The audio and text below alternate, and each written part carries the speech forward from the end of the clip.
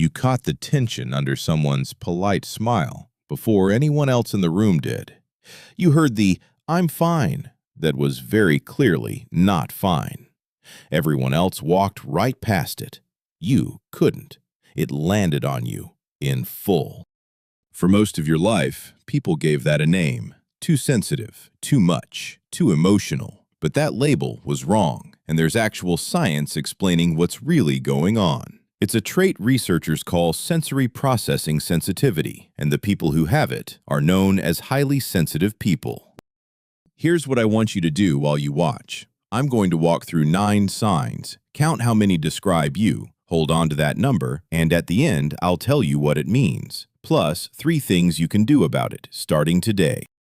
And this isn't rare. Recent research by psychologist Michael Pluess and colleagues suggests that somewhere around 20 to 30% of people fall into the high sensitivity group. Not a disorder, a design that a large slice of humanity is running. Let's count. Sign 1. You catch details other people never even register. The flickering light no one else notices, the slightly off smell in a room, a tiny shift in a friend's tone that tells you the whole story before they say a word.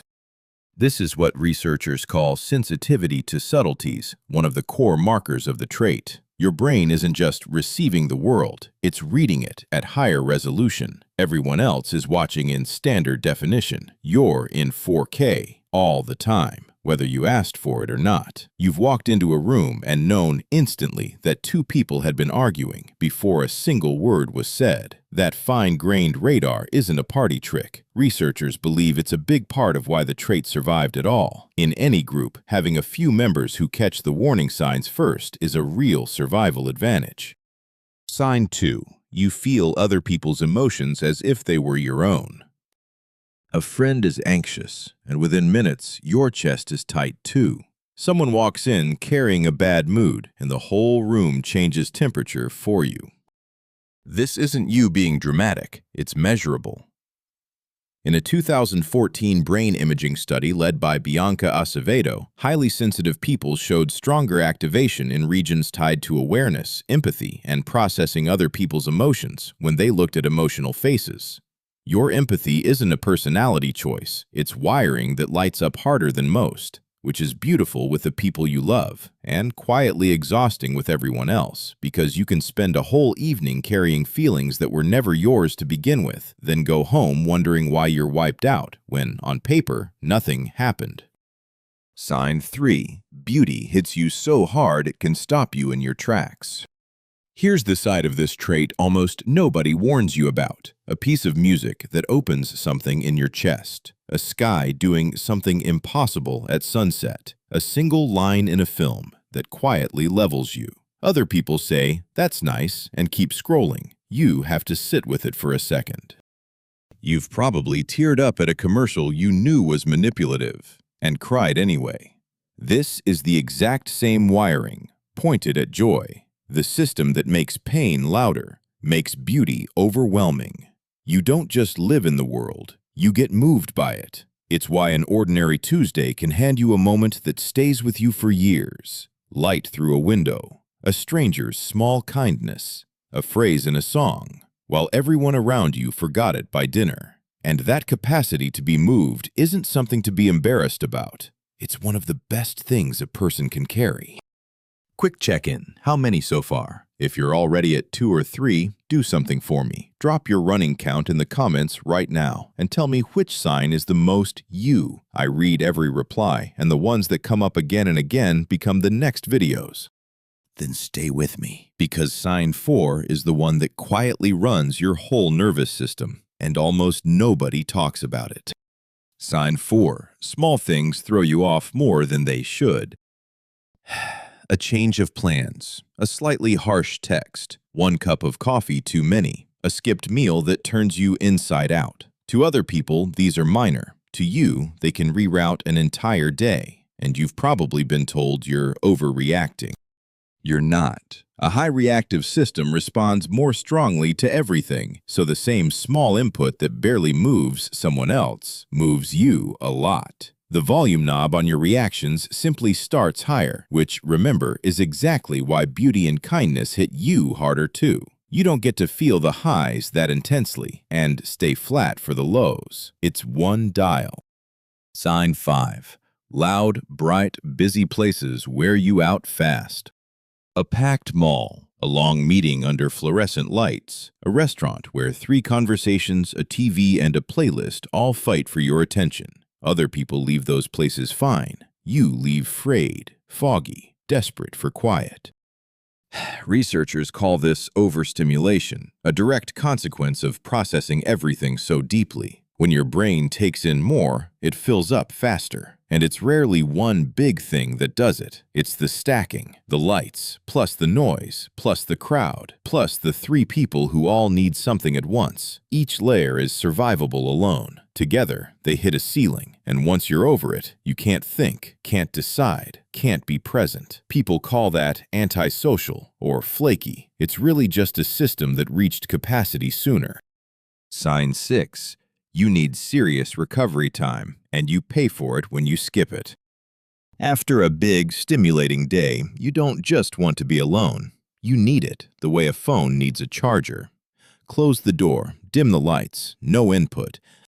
And when life won't give you that window for days on end, it shows. Irritable, tearful, foggy, physically worn. Think of it as a sensory hangover. Too much input today, and tomorrow you wake up already depleted, before anything has even happened.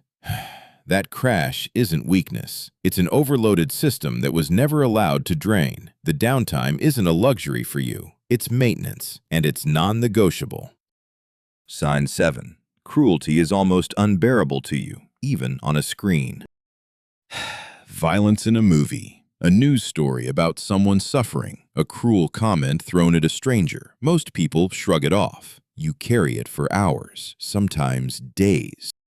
This is the deep emotional reactivity at the heart of the trait, and it's the same sensitivity that makes you the person others feel safe around. You can't feel that much for the world and stay numb to its pain. That's why highly sensitive people so often become the artists, the counselors, the friends people call at 2 in the morning. You can't move people if nothing moves you.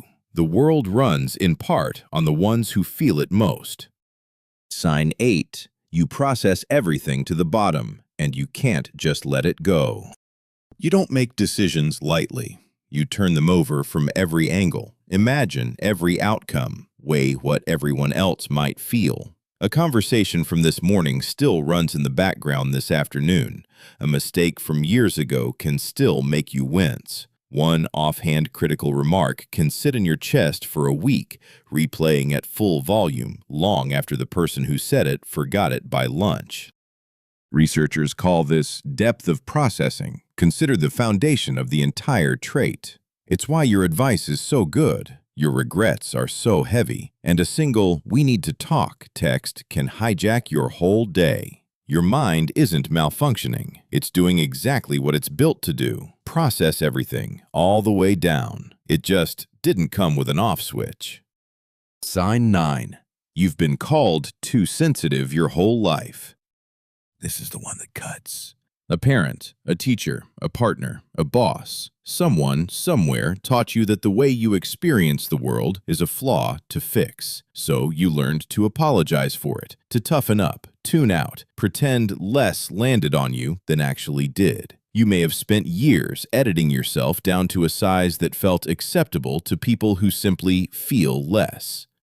Here's the truth they didn't have. There is nothing to fix. Sensitivity isn't the opposite of strength. It's a documented, heritable trait, shared by a huge portion of the population and by more than 100 other species. Because in nature, having some individuals who notice more keeps the whole group alive. You were never too much. You were tuned to a world that kept telling you to turn down. So, what's your number? Here's the frame that ties all 9 together. The psychologist Elaine Aron summarized the trait with 4 letters: DOES. Depth of processing, overstimulation, emotional reactivity, and that includes the beauty as much as the pain. Sensitivity to subtleties.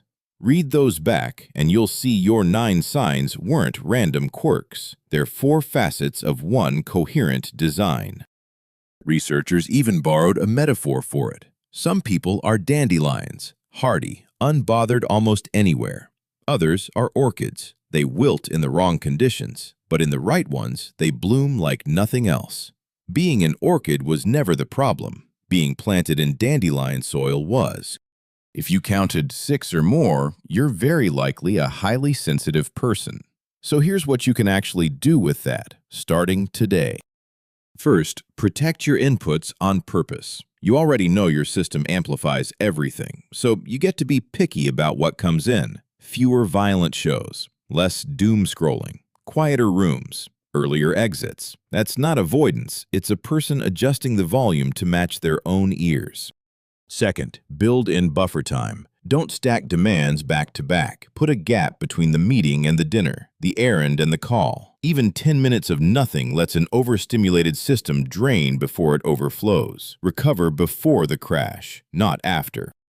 Third, and this is the one most people get backwards, recharge before the big thing, not just after it. If you know Saturday is a wedding, a crowded trip, a hard conversation, don't walk in already running on empty and hope to recover later. Give yourself a genuinely quiet morning first, so you arrive with headroom instead of scrambling to refill a tank that's already dry.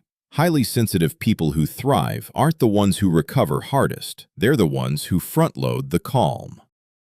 That's what you can start today. But there's a deeper question underneath all of it. How a highly sensitive person stops merely coping with the trait and starts using it as an actual strength. In work, in love, in a loud world that wasn't built for them. That's exactly what we break down in the next video. So tell me your number in the comments and which sign hit the hardest. The most common answers become the next episodes. Because you were never too sensitive. You were just built to feel the whole thing.